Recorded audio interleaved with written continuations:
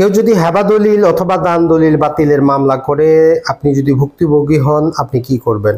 মনে রাখবেন, বিশেষত দেখা যায় যে ভাই বোনদের মধ্যে যদি বাবা মা জীবিত অবস্থায় কোনো এক ভাই বা বোনকে হেবা দলিল করে দেয়, ওই বাবা মা মারা যাওয়ার পরে অন্যান্য ভাই বোনরা আদালতে মামলা করেন ওই দলিলটা বাতিলের জন্য। তারা বিভিন্ন প্রকার গ্রাউন্ড দেখান যে তাকে ভয় দেখিয়ে অথবা তাকে ভুল বুঝিয়ে অথবা সে পাগল ছিল, এই অবস্থায় দলিলটি করেছে, এই মর্মে তারা আদালতে মামলা করে। আপনার কাছে আদালত থেকে যখন নোটিশ আসে তখন আপনি চিন্তিত হয়ে যান যে এখন করবেনটা কি। তো মনে রাখবেন, যেই কোনো মামলা, দেওয়ানি মামলা বর্তমানে বাংলাদেশের আদালতে গ্রহণ করার সময় ততটা যাচাই বাছাই করা হয় না যে আসলে মামলার কোনো গ্রাউন্ড আছে কিনা।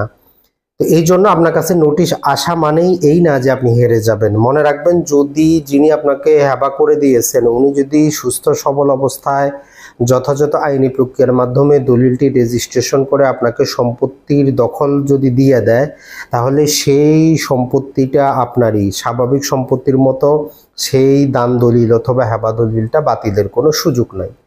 সেটা ভিন্ন কথা, আপনি যদি প্রতারণা করেন, কোনো কিছু করেন, সেটা ভিন্ন কথা। কিন্তু যদি যথাযথ আইনি প্রক্রিয়ায় হেবা দলিলটা রেজিস্ট্রেশন করা হয়, সেই হেবা দলিল বাতিলের কোনো সুযোগ কিন্তু নাই।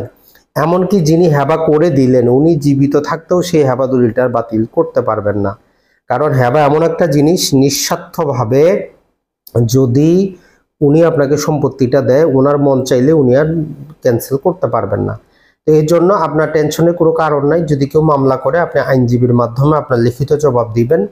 আপনার আইনজীবী সেটা সাজিয়ে গুছিয়ে আদালতে উপস্থাপন করবে। আর বর্তমানে বেশিরভাগ যে হেবা দলিলের বাতিলের মামলায় দেখা যায় বাবা অথবা মা মারা যাওয়ার পর তাদের সম্পত্তি নিয়েই হয়। তো সেটা 1-2 বছরে মামলাটা অটোমেটিক খারিজ হয়ে যায়।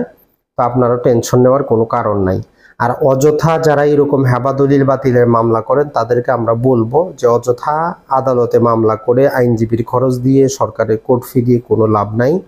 মনে রাখবেন, যিনি সম্পত্তির মালিক, ওনার সম্পত্তি উনি যেটা খুশি সেটা করতে পারে জীবিত থাকা অবস্থায়। কোনো ছেলে কোনো মেয়ের অনুমতির প্রয়োজন হয় না।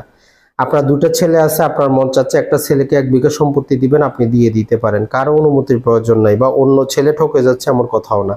আপনার সম্পত্তি আপনি কাকে কিভাবে দিবেন সেটা আপনার ব্যাপার।